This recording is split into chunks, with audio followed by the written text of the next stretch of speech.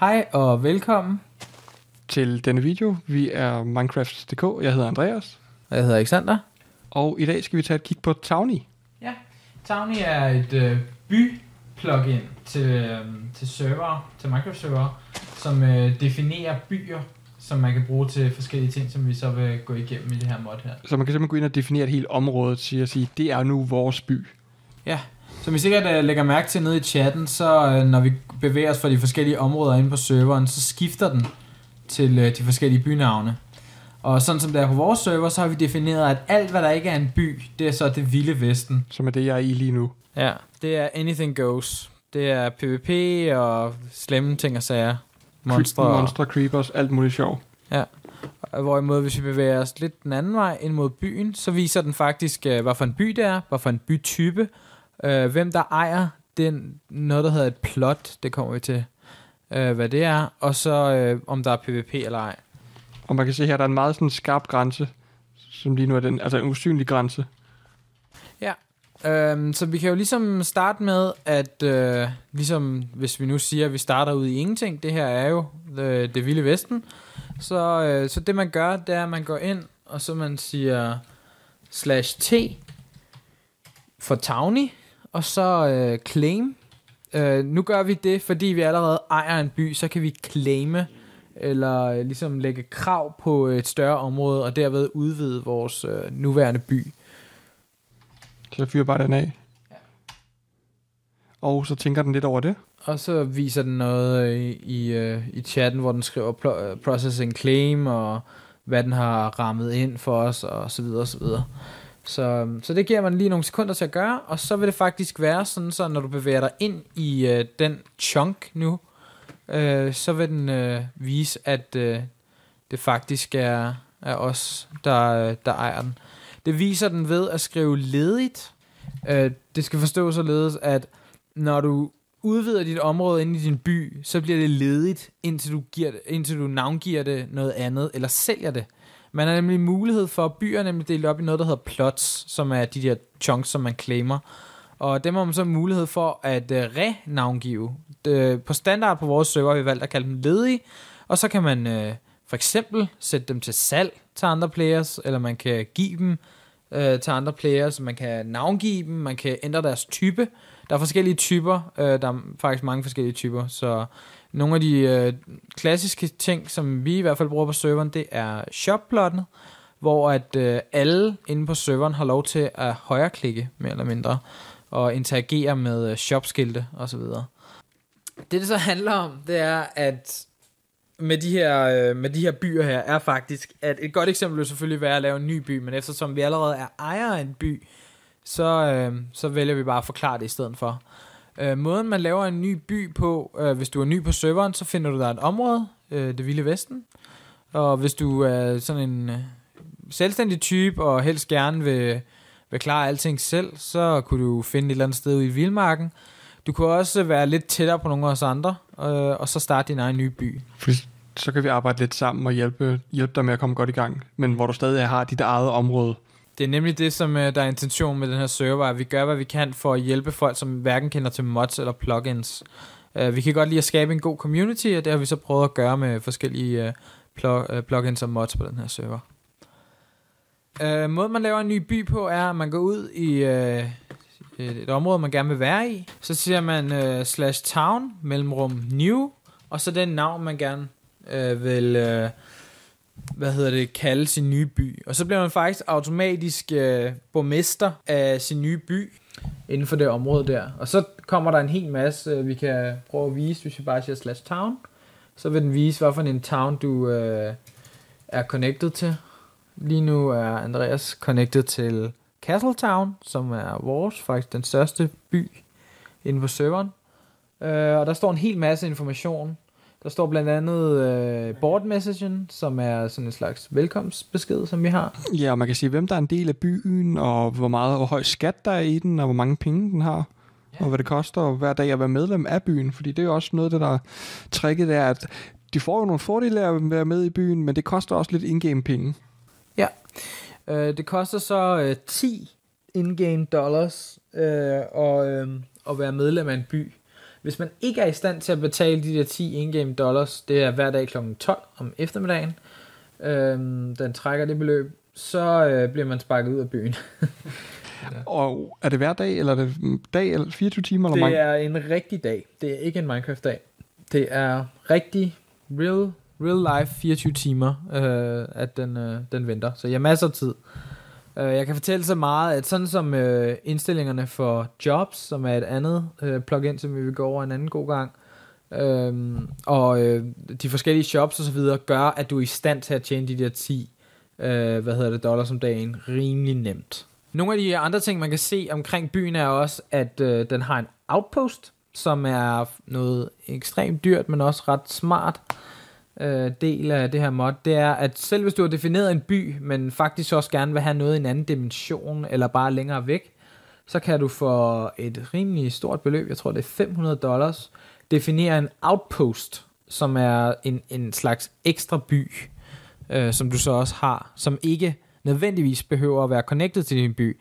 Ligesom vi forklarede i starten af moddet, så skal du claime inden for dine blokke. Så hvis du ikke er tæt på din kerneby, altså den første townblock, som du har oprettet, så kan du ikke claime det. Det hele skal være sat sammen. Så når I er ude og prøver at bygge jeres byer og sådan noget, så tænk lige over det. Hvis den siger, at I ikke har mulighed for at claime det, så prøv lige at gå lidt tættere på jeres egen by. Og kig også endelig med, hvor mange penge I har, for det koster selvfølgelig også penge og claime bypladser. Så muligheden for at tjekke priser på alle de her forskellige byting, /towny, og så prices. Ja. Så fortæller den der faktisk, at en ny town vil koste $250. Og det er sådan en pris, som vi har arbejdet lidt med og fundet frem til, at det faktisk er det, som vi gerne vil have. Og det er så også derfor, at outposten er så dyr, fordi den er lidt speciel, så derfor skal den også koste mere end en by. Ja. Fordi du kan lægge den lidt langt væk. Ja, du er nemlig en udvidelse af din egen by, en ekstra ting. I kan også se, at der er noget, der hedder en nation. Nationen er faktisk en samling af byer. Så hvis I inviterer alle jeres venner til at komme ind på serveren, og I bygger en hel masse byer og sådan noget, så kan I faktisk samle jer i en nation. Og det, der er interessant ved en nation, er, at en nation kan faktisk erklære krig mod en anden nation. Så på den måde kan I også overtage andres blokke og så videre og så videre. Det er meget interessant. En nation derimod koster så også $100 upkeep om dagen, så det er rimelig dyrt. Det er rimelig peberet i hvert fald. Det er ikke noget, man bare skal gøre for sjov. Man skal virkelig have mange penge og mene noget med det. Sådan som der er lige nu, så har vi faktisk ikke nogen plotpriser, eller shoppriser, eller embassy-priser.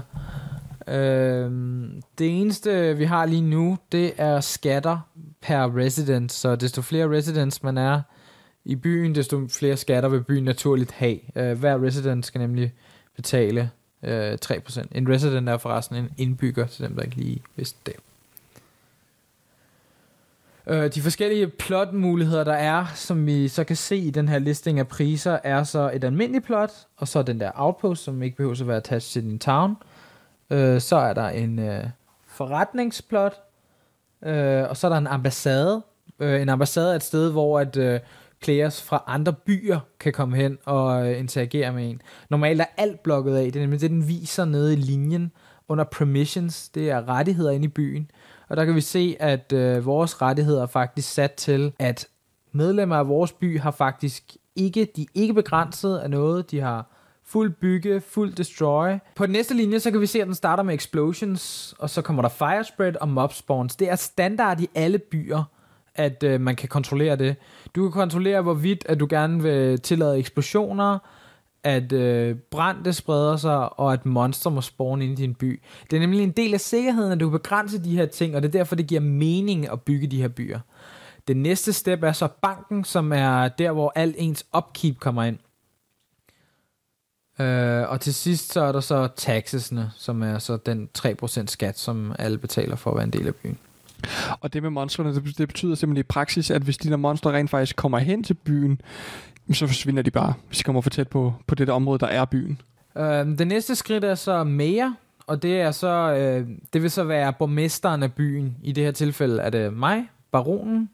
Det er min rang, fordi vi har 8 residents i vores by, så bliver jeg automatisk til en baron, og vores by bliver klassificeret som en landsby. Det vil I lægge mærke til, når I starter jeres egen.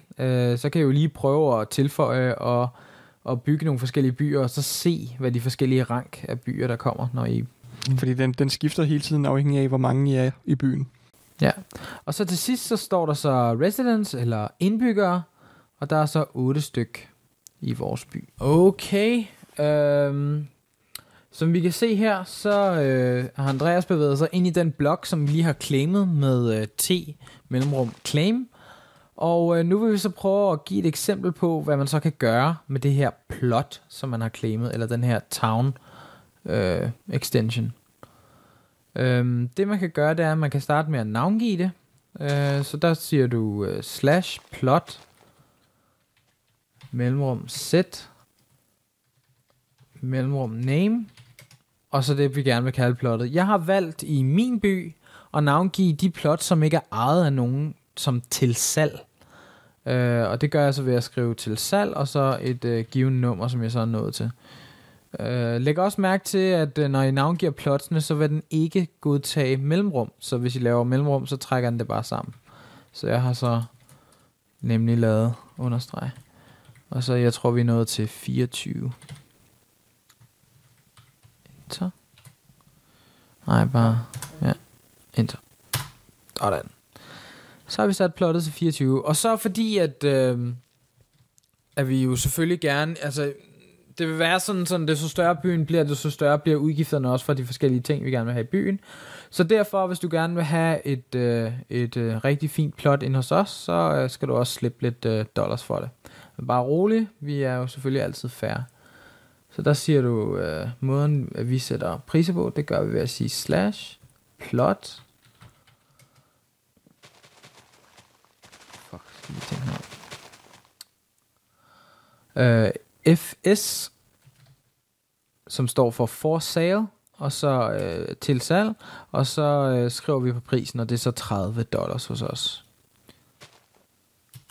Sådan, så er den blevet sat op for sale, og det vil så være, det bliver så annonceret på serveren, at der er blevet sat noget til salg, sådan så folk kan følge lidt med i det. Den viser også, hvad for en verden og koordinater. Og så kan man nu se her, at nu står den til at være til salg, når man går ind i den igen.